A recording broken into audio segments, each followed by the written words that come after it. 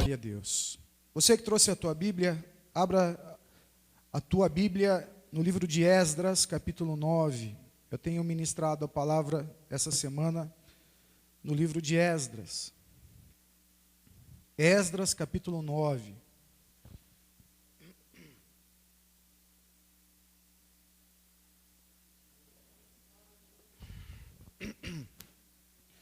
Você que vai achando, vai glorificando ao Senhor. Esdras 9. Amém? Você pode me ajudar glorificando ao Senhor? Amém. Eu quero ler a partir do verso 10, para nós podermos refletir sobre essa oração que Esdras está fazendo. Então, Esdras 9, versículo 10 em diante, diz assim: E agora, ó nosso Deus, o que podemos dizer depois disso? Pois nós abandonamos os mandamentos que nos destes por meio dos teus servos, os profetas, quando disseste: a terra que vocês estão conquistando está contaminada pelas práticas repugnantes dos seus povos. Com essas práticas, eles encheram de impureza toda essa terra. Por isso, não deem as suas filhas em casamento aos filhos deles, nem aceitem as filhas deles para os filhos de vocês. Nunca procurem o bem-estar e a prosperidade destes povos, para que vocês sejam fortes e desfrutem os bons produtos da terra, e a deixem para os seus filhos como herança eterna.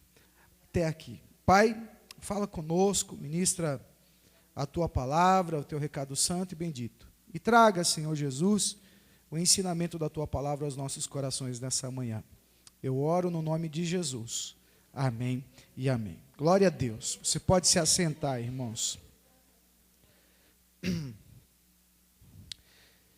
Essa semana, faleceu uma pessoa que passou tão rápido na minha vida, mas que vai ficar marcada no meu coração, talvez pro resto da minha vida.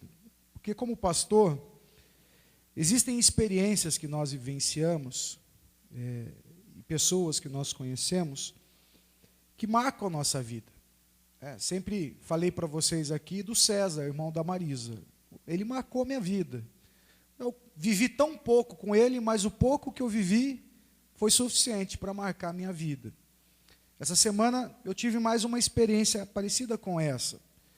Um mês e poucos dias atrás, eu e o Serginho fomos batizar o seu Jurandir, que era o chefe do Serginho, e que era um homem muito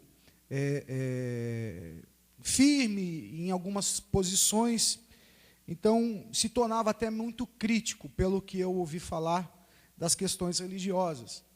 Porém, o seu Jurandir teve um derrame, e nesse derrame que ele teve, diz ele que ele teve uma visão, e Deus dizia assim: você não vai morrer agora, você precisa cumprir um propósito.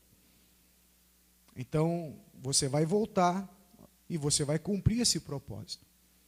Então, o seu Jurandir voltou do coma depois do derrame, decidido a se batizar. Ele precisava se batizar, e aí ele procurou as formas, pessoas que poderiam ajudá-lo nisso. E de alguma forma sempre aparecia alguma barreira, algum obstáculo. E ele tinha a saúde debilitada, ele não podia ficar saindo de casa, ele não podia ficar andando para cima e para baixo. Ele era uma pessoa que estava se recuperando de um derrame. Então, algumas pessoas, quando procuradas para batizá-lo, falaram assim: a gente só batiza aqui na igreja. Então, você precisa sair da tua casa e vir aqui que a gente batiza. Mas ele não podia sair. Até que ele chegou a nós. E nós falamos: nós batizamos na tua casa. Você para aí, tem banheira, a gente batiza o senhor aí. E fui eu e o Serginho lá, e nós batizamos o seu Jurandir, e a coisa que mais me marcou foi aquele homem levantando as mãos no banheiro, dizendo assim: agora Jesus está na minha casa. Sabe? A imagem dele, a alegria dele, marcou o meu coração, marcou a minha vida. Essa semana o senhor Jurandir faleceu. Cumpriu-se o propósito.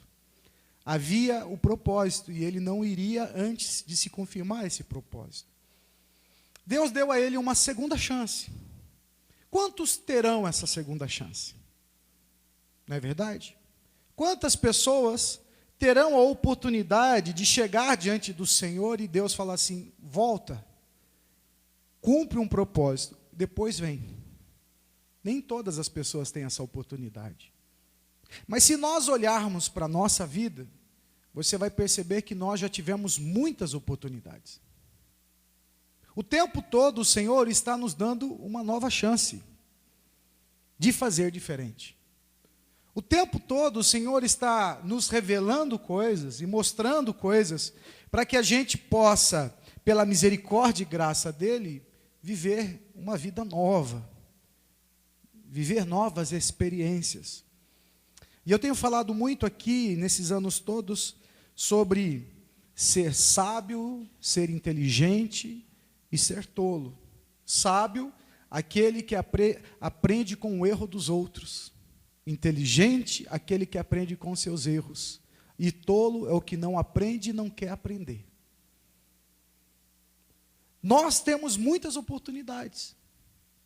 Temos aprendido com as oportunidades que Deus tem nos dado, temos aprendido com os erros que temos cometido, temos aprendido sobre a vida das pessoas, sobre o erro que as pessoas estão cometendo, ou somos tolos ao ponto de não aprender, não mudar e continuar vivendo do jeito que a gente vem vivendo o tempo todo. A palavra do Senhor mostra que havia um homem chamado Ezequias, um rei. E Deus falou para ele assim: Ezequias, olha, prepara a tua casa, que você vai morrer. Ezequias ora ao Senhor, chora, clama pela misericórdia de Deus, e Deus dá a ele mais 15 anos. Antes Deus não tivesse dado. Porque a oportunidade que Deus deu a ele de viver uma segunda chance, ele fez tudo errado. Ele estragou tudo. Está entendendo? E eu e você, o tempo todo estamos recebendo essa segunda oportunidade, e talvez a segunda oportunidade nós estamos estragando tudo também, fazendo tudo errado.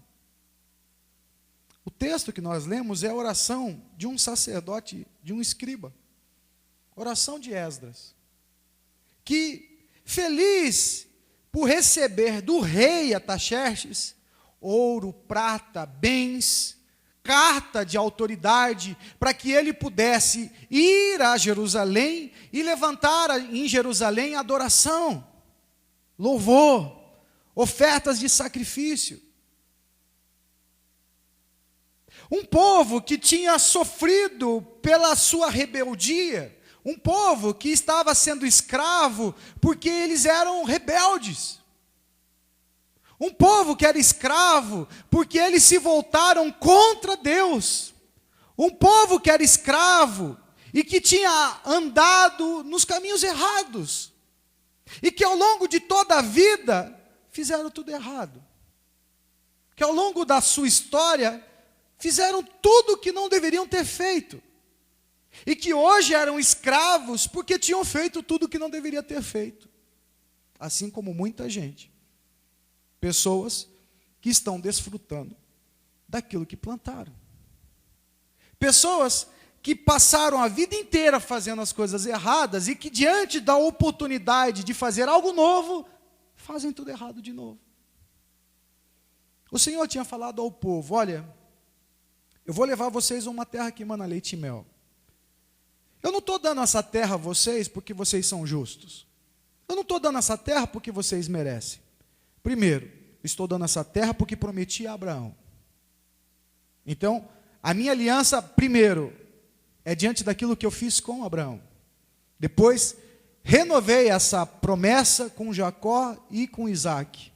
Então, hoje, vocês vão entrar numa terra que vocês não merecem ter, mas eu vou dar porque eu prometi. Isso é a primeira condição. Mas a segunda condição é que Deus ia dar essa terra a eles, Porque o povo que habitava naquela terra era muito ruim. Aquele povo adorava outros deuses, aquele povo adorava imagens que levavam eles a sacrificar seus filhos. Eles adoravam Astarotes, adoravam a Baal, e a pastora falou sobre isso aqui essa semana. Baal quer dizer Senhor em hebraico. Então a gente ouve as pessoas dizer assim, vamos adorar ao Senhor? As pessoas acham que a gente está indo para a igreja adorar ao Senhor. Mas muitas vezes estão adorando a Baal, e não ao Senhor Jesus. Estão adorando a Baal. Por quê? Porque Baal quer dizer Senhor. Quando nós não identificamos a nossa adoração, nós precisamos tomar cuidado. Olha, Deus vai te abençoar. Que Deus vai te abençoar? Qual é o Deus que vai te abençoar? Vai com Deus. Que Deus é que você está abençoando? Por quê? Porque a minha motivação pode determinar que tipo de Deus é que eu estou mandando abençoar aquela pessoa. Se eu falo assim, que Jesus te abençoe, eu estou caracterizando a divindade. Mas se eu estou falando assim, olha, o Senhor te guarde, o Senhor te abençoe, eu posso estar dizendo qualquer Senhor que esteja dentro do coração daquelas pessoas. Isso é muito sério. Porque às vezes nós achamos que estamos fazendo uma coisa, mas estamos fazendo outra. E o povo passou a adorar a Baal, por quê, irmãos? Porque o povo era rebelde, é um povo ruim. Não, é porque a forma como se adorava a Baal é a maneira que mais as pessoas se identificam para buscar um Deus, por exemplo. Por exemplo, nos dias de hoje, qual é a motivação das pessoas em buscarem a Deus? É por causa de Deus ou por causa delas? Na igreja hoje, se busca Deus para que a gente ofereça a Deus um culto de gratidão, e culto também quer dizer serviço, ou para nós chegarmos na igreja e muitas vezes recebermos uma palavra, ouvimos uma canção abençoada, vemos aí atividades, danças e coisas maravilhosas que nos seduzem e nos emocionam, prosperidade, isso está tudo voltado para nós, não é verdade? Não para Deus, para nós. Isso são características de adoração a Baal. Por quê? Porque primeiro, para adorar, oferecer um culto a Baal, não precisava de espiritualidade. Então eu não preciso ser espiritual para adorar Baal. Nos dias de hoje, as pessoas não buscam espiritualidade. E buscar espiritualidade quer dizer o quê? É que quando você entra na presença do Senhor, com letra maiúscula, o Deus, o Rei do Rei dos Reis, Senhor dos Senhores, quando nós nos dobramos diante desse Deus para adorar, Ele requer de nós quebrantamento, arrependimento de pecado, confissão de pecado, mudança de atitude. Isso quer dizer o quê? Espiritualidade. Então, você não chega na presença de Deus, tipo assim, eu vou conversando com o telefone e tal, agora é o culto. Oi, Senhor, nós estamos aqui. Não, Deus não quer, Deus não recebe culto assim. Baal recebe. Então, Israel começou a negligenciar a sua busca diante de Deus, por quê? Porque diante do Senhor, o único Senhor, a gente não se apresenta de mãos vazias. Ninguém vai adorar a Deus de mãos vazias. Sempre eu tenho algo a oferecer a Deus. Olha que diferença. Com todas as vezes que eu vou buscar a Deus, o Senhor dos Senhores, eu procuro me olhar e rever as minhas verdadeiras motivações. E se as minhas motivações estiverem erradas, eu confesso a Deus o meu pecado. É o tempo todo me olhando e revendo a maneira como eu vou me apresentar diante do Altíssimo. Israel, quando tinha temor de Deus, eles nem pronunciavam o nome de Deus. Tamanha o temor e tamanha a reverência. Está entendendo? Mas Baal não exigia isso. Baal, você pode vir participar do culto, que você não vai ser excluído da assembleia. Outra coisa é que o culto a Baal produzia sensualidade. E a pastora aqui explicou quinta-feira o que é sensualidade. Sensualidade é o prazer dos sentidos. Nós temos 5 sentidos, não é verdade? Audição, visão, olfato, paladar e tato. Sensualidade é o prazer dos sentidos. Então o culto a Baal produzia nas pessoas o quê? Prazer dos sentidos. Era bom de ver, era bom de ouvir, era bom pelas festas e as comidas que se faziam, era bom porque se podia apalpar e pegar e era gostoso, tinha um bom perfume. E aí as pessoas iam adorar a Deus sem espiritualidade e ainda sentindo o prazer de todos os seus sentidos. Hoje na igreja nós temos o olhinho de unção. Tem gente que se você orar e não orar com olhinho, parece que não recebeu. Porque eu preciso sentir o cheiro de Deus. Não é assim? Olfato. Eu preciso ouvir uma mensagem que no final eu possa levantar uma plaquinha e dar 10. Audição. Eu quero algo que me emocione. Quer ver uma coisa? Deus falou, eu fiquei até arrepiado. Você não precisa ficar arrepiado quando Deus fala. Porque Ele não quer desenvolver isso em você. Ele quer que você desenvolva fé. Não prazer dos seus sentidos. Vocês percebem como é sutil isso, gente? Vocês percebem como o povo não foi algo assim tão mirabolante, a maneira como eles deixaram de buscar a Deus? Eles simplesmente começaram a buscar em Deus os seus prazeres. Sendo que em Deus nós vamos ser exortados, vamos ser corrigidos, vamos ser orientados. O Senhor vai apontar nossas falhas. O Senhor vai falar assim, ó, pai, você está fazendo errado, mãe, você está fazendo errado, filho, você está fazendo errado.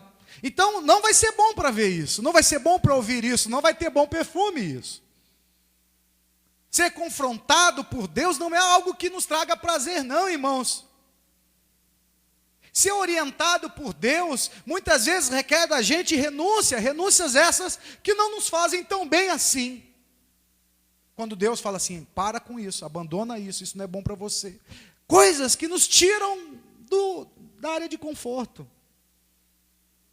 Então Israel começou a adorar a Baal, porque Baal produzia isso. Eu não preciso ser espiritual. E os cultos a Baal geram prazer. Não é muito parecido com o que a igreja quer hoje? Não é o que a igreja está buscando? A igreja entra na presença de Deus, confessou pecado. Pergunto para vocês hoje, antes do culto começar, qual foi o pecado que você confessou? Quando você chegou aqui na igreja hoje, você pediu perdão a Deus pelas práticas que você teve ao longo da semana que você, de alguma forma, cometeu e não se arrependeu, e durante essa semana você vai começar tudo de novo? Você gostou da adoração hoje? Foi boa para você o culto, o louvor? Quero chamar a tua atenção para isso. Porque Deus, Ele falou ao povo assim, olha, vocês não estão indo para essa terra porque são merecedores. Vocês estão indo para essa terra porque o povo que está lá comete coisas repugnantes. Então eu estou tirando eles de lá para colocar vocês. Mas veja só, eu não quero que vocês se misturem a eles. Eu não quero que você dê os seus filhos aos filhos deles, nem as suas filhas aos filhos deles. Eu não quero que vocês misturem. Por quê? Porque eles fazem coisas abomináveis. E eu não quero que eles se tornem pedra de tropeço para vocês a longo prazo. Por quê? Porque se vocês simpatizarem com eles e se envolverem com eles, a longo prazo, vocês vão estar fazendo as mesmas coisas que eles fazem. Foi essa a condição que Deus trouxe para eles. Então o que Israel fez? fez tudo errado. E a longo prazo, eles voltaram a ser escravos porque fizeram tudo errado. Mas aí, 70 anos depois, Deus, assim como prometeu, Ele tira o povo do exílio e fala assim: agora nós vamos voltar para Jerusalém, vamos recomeçar de novo. Bom, vocês viram que vocês erraram, vocês viram que cometeram toda a prática de coisas abomináveis. Pois é, então agora eu, como sou o seu Senhor, o único Deus, como a pastora falou aqui, agora vocês vão deixar de me chamar de meu Senhor, ou de meu Baal, ou de meus Balaíns, para chamar meu marido. Olha que bonito. Vocês vão parar de falar meu Senhor. Não, vocês vão agora mudar isso. Vocês não vão mais me chamar de meu Baal, nem de meus Balaíns. Você vai me chamar do Senhor. O Senhor dos senhores.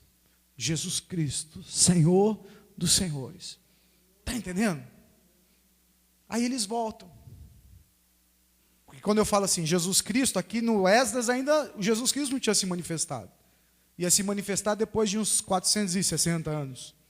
Mas Deus estava reafirmando com eles a promessa que tinha. Gente, vocês sabem o que me agrada e vocês sabem o que não me agrada. Então esse povo sai do exílio e vão para Jerusalém. Começa a trabalhar, a reconstruir o templo, começam a fazer os cultos. Aí Esdras, depois de 20 anos, vai para lá. Porque houve 3 grupos de pessoas para a reconstrução do templo, da adoração e da cidade de Jerusalém. O primeiro grupo foi com Zorobabel, 20 anos depois foi a turma com Esdras, e 14 anos depois foi a turma de Neemias. Então eles chegaram 20 anos depois lá, achando assim, bom, agora Esdras, que tem todo o conhecimento da palavra de Deus, vai diante da assembleia trazer toda a instrução para eles. E aí havia levitas, sacerdotes, homens que conheciam a palavra de Deus. Ele chega lá e vê o quê? Eles casados. Com quem? Com a filha do povo que Deus falou que não era para eles se misturar.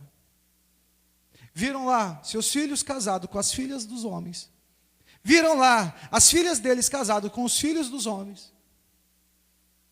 E eu tinha falado aqui para vocês, semana passada, que os samaritanos era a geração da mistura entre esses 2 povos.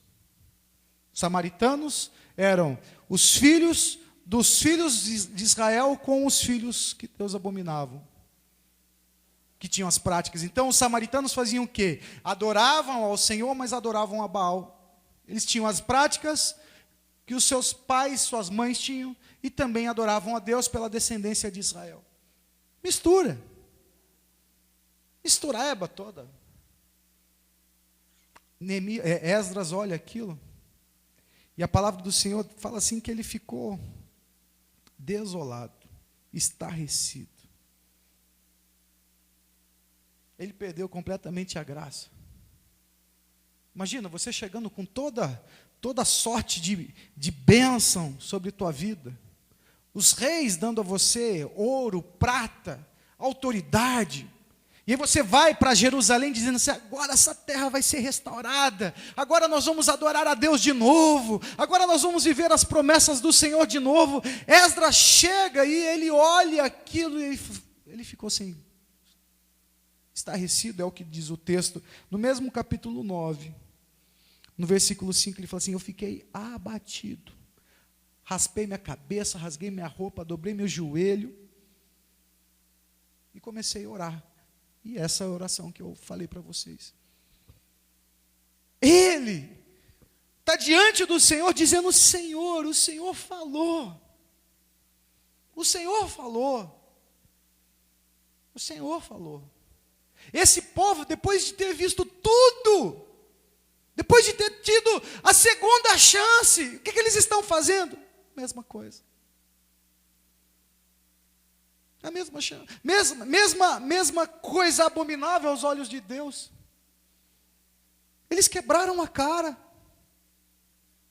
quebraram a cara. Deus deu a eles a segunda chance. E o que eles fizeram? Tudo de novo, para quebrar a cara de novo. Se você ler a continuidade do texto, a continuação, você vai ver que Esdras ainda está orando e chorando quando as pessoas chegam até ele e falam assim: então nós vamos fazer um decreto aqui e todo mundo que é casado com filhos dos heveus, dos jebuseus, dos saduceus, nós vamos mandar embora daqui. E nós vamos começar tudo de novo. Enquanto Esdras estava orando, esse povo começou a ter uma atitude diferente.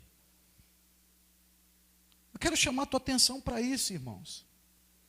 Porque a palavra aqui que nós lemos diz assim, que se eles não se misturassem, se eles não dessem seus filhos ao casamento, ou suas filhas em casamento, que eles não procurassem o bem-estar, a prosperidade desse povo, o texto deixa bem claro, eles seriam fortes. Seriam fortes, bem-sucedidos. E que a terra que Deus estaria dando a eles, eles poderiam dar aos seus filhos. Isso quer dizer o quê? Que Deus estava dizendo para eles assim: se vocês não se misturarem, vocês serão uma nação forte, abençoada. E os filhos, vocês, seus filhos, vão desfrutar disso, seus netos vão desfrutar disso. Quer dizer, é uma promessa que não está sendo liberada só sobre aqueles que viviam naquela época, mas Deus já estava prometendo a cuidar daqueles que ainda nem tinham vindo ainda. Você entende o que Deus está falando hoje? Qual é a motivação, irmãos, de verdade? Se Deus está nos dando oportunidades de fazermos diferente. Comentava essa semana com alguns amigos. Aqui na igreja eu já vi pessoas que tiveram uma chance na saúde. Irmãos que estavam condenados à morte, que a sentença que tinha sido liberada era assim: olha, você não vai viver, ou você vai viver com sequela, ou você não tem o que fazer. E aí eu vejo essas pessoas saindo daquele hospital curado, como um milagre de Deus, contrariando a lógica, contrariando os diagnósticos. E depois de contrariar os diagnósticos, contrariar os médicos, contrariar a ciência, contrariar tudo e todos, vivendo um grande milagre de Deus, o que essas pessoas estão fazendo hoje? Estão vegetando, preocupadas com a conta que tem que pagar, com o trabalho que tem que fazer, com a família que tem que arrumar, com a coisa, e um monte de coisa. Quer dizer, Deus te deu essa chance para você ficar sem dormir por causa das pessoas? Deus te deu essa chance para você ter que agora ficar correndo e colocando mais e mais peso sobre tua vida, para você cada dia mais ter que produzir mais e mais e mais? Ou Deus te deu uma segunda chance para você ser feliz? Ou Deus te deu uma segunda chance para você ser uma pessoa realizada? Ou Deus te deu uma segunda chance para você desfrutar um tempo maior com seus filhos, com a sua família? Pessoas que ao longo da vida não curtiram os seus filhos, só trabalhavam, ou só vivia para eles mesmos e a família não estava nem aí. E agora, a única coisa que pensa assim: o que eu vou fazer ou o que eu vou deixar para os meus filhos? Não, você não vivia com seus filhos, Deus te dá uma segunda chance e você continua não vivendo com seus filhos.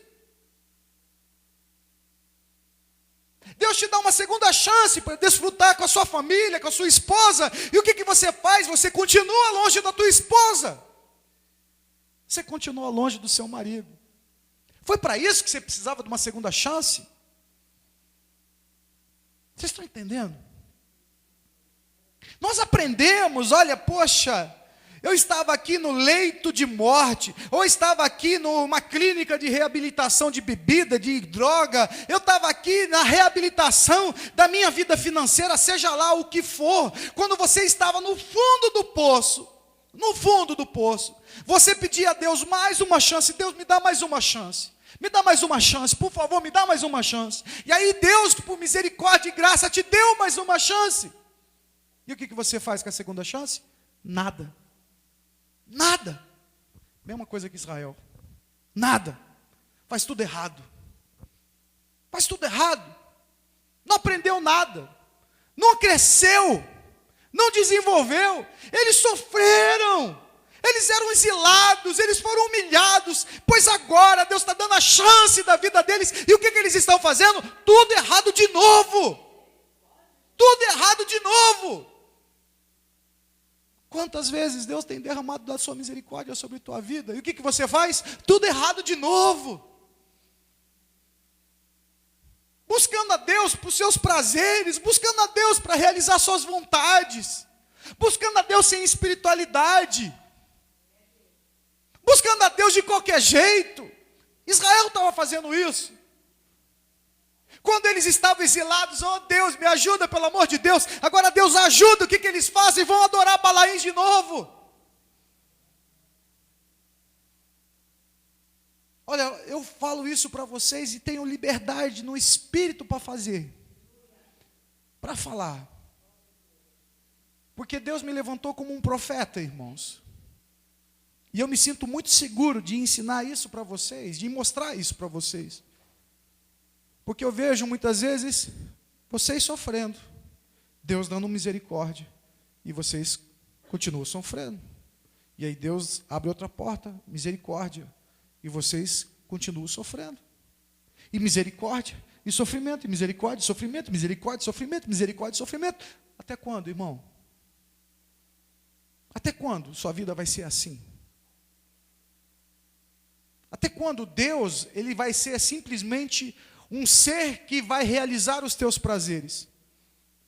Ou ele vai ser aquele que te fortalece, que te abençoa, e que te abençoa tanto que os teus filhos são abençoados porque você está na vontade de Deus.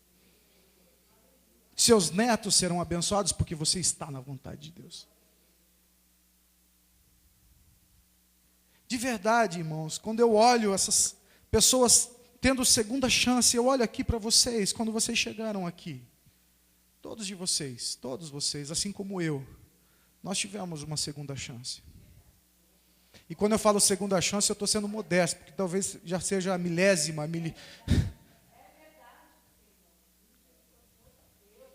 nossos erros, nossas falhas, tudo frutos da nossa falta de temor. Tudo porque nós olhávamos e olhamos muitas vezes para a prosperidade de um povo que Deus quer que a gente repugne. A gente fica olhando a fartura que Deus traz a pessoas que têm práticas detestáveis. As pessoas dizem assim, tudo é Senhor, tudo é Deus, não é verdade? Tudo é Deus, só existe um Deus. A Bíblia deixa bem claro que só existe um Deus, mas muitas vezes nós levantamos adoração a outros deuses e não ao único Deus. E não existe só um Deus para essas pessoas, existem vários deuses. O Deus que traz fogo do céu, o Deus que traz chuva de pedra na cabeça do inimigo, o Deus que traz fertilidade da terra, o Deus que fala que eu posso vir e fazer de qualquer jeito, o Deus que aceita qualquer adoração, qualquer oferta, aceita qualquer palavra, aceita qualquer canção, aceita qualquer coisa, aceita qualquer tempo, ao tempo que você quiser, você vem. O único Deus não aceita qualquer tempo. Ele aceita todo o tempo. Não qualquer tempo. Ele não aceita a sobra de tempo. Ele aceita a primícia de tempo. Não a sobra da semana, mas a primícia da semana. Esse Deus não aceita qualquer palavra. Ele aceita só a adoração vinda do coração, através de quebrantamento e de arrependimento genuíno. Esse Deus só aceita isso. Esse Deus, ele só recebe a adoração de verdadeiros adoradores que o adoram em espírito, porque Deus é espírito e se alegra com que quem o adore em espírito. Sabe?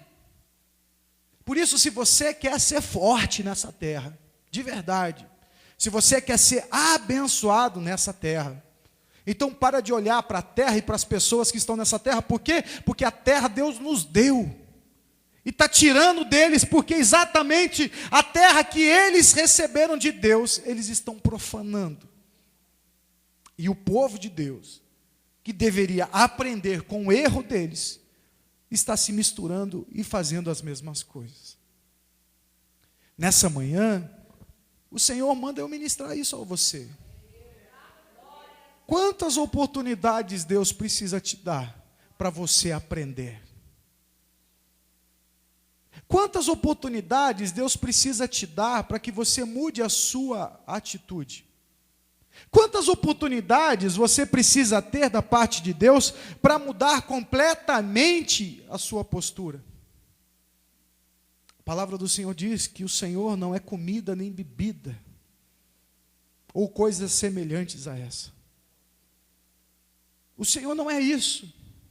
Às vezes as pessoas estão mais preocupadas se a igreja tem cantina. As pessoas estão preocupadas se a igreja tem o que comer, vai ter lanchinho hoje. Por isso eu sempre instruí aqui os professores que o lanchinho para as crianças não é a prioridade é o culto.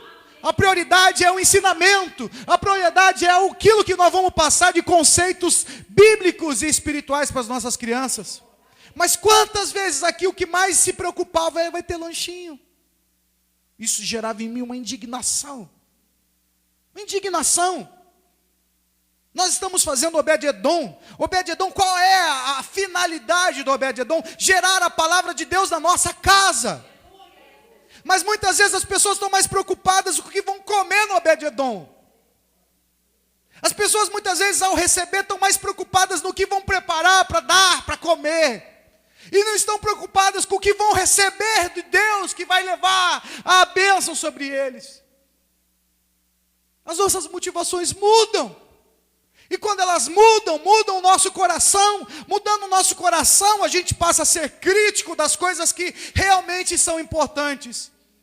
E passamos a ser coniventes com as coisas que não são importantes. O que é importante para nós? Importante para nós é ter a presença de Deus.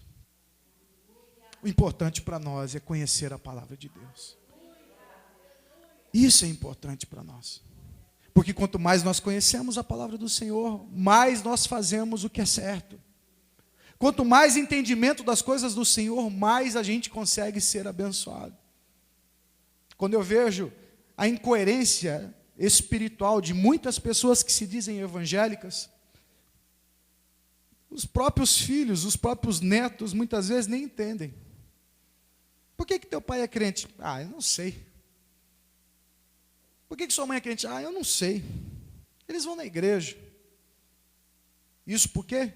Porque não se compartilha a visão. Porque não se compartilha aquilo que Deus trouxe aos pais, que é levado aos filhos.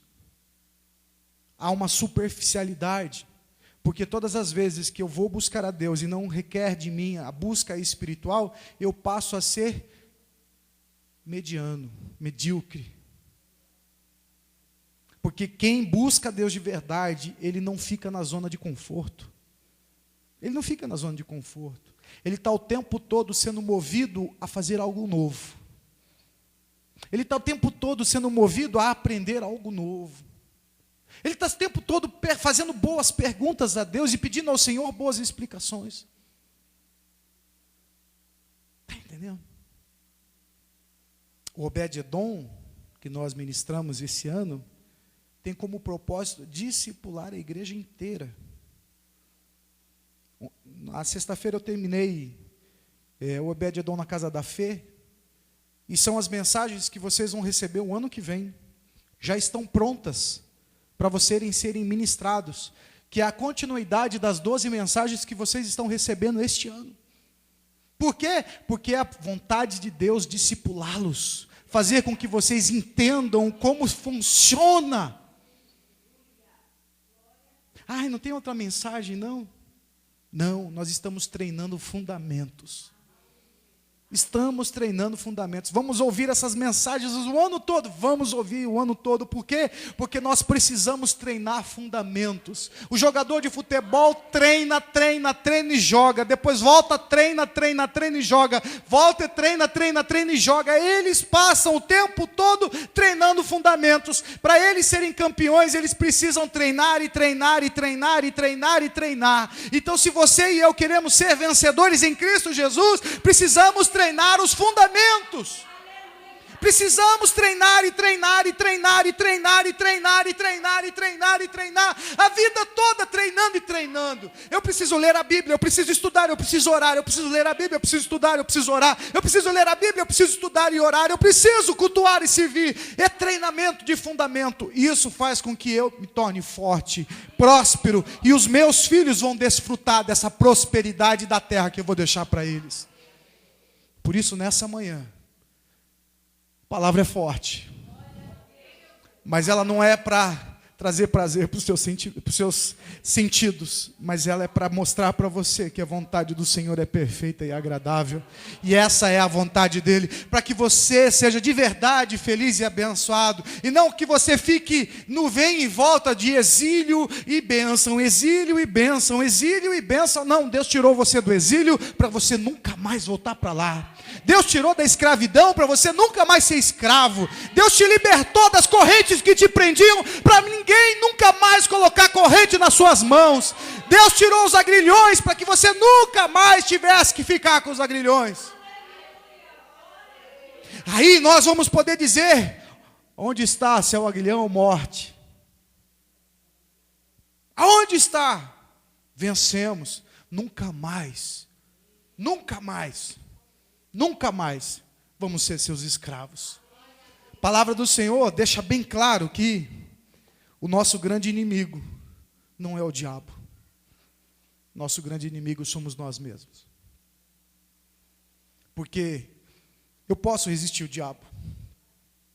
A palavra do Senhor diz: eu posso resistir o diabo. E o que acontece? Ele foge de mim. Mas o Senhor fala que eu devo fugir da concupiscência da minha carne. Foge disso. Porque isso é pedra de tropeço para você. É armadilha para você. Eu resisto o diabo, ele foge. Agora eu fujo dos meus desejos, da minha concupiscência. Fujo de mim mesmo. Fujo das coisas que realmente me agradam. Fujam daquilo que realmente pode me seduzir. Através dos olhos, do ouvido, do olfato, do paladar, do tato. Palavra do Senhor para você nessa manhã. Amém?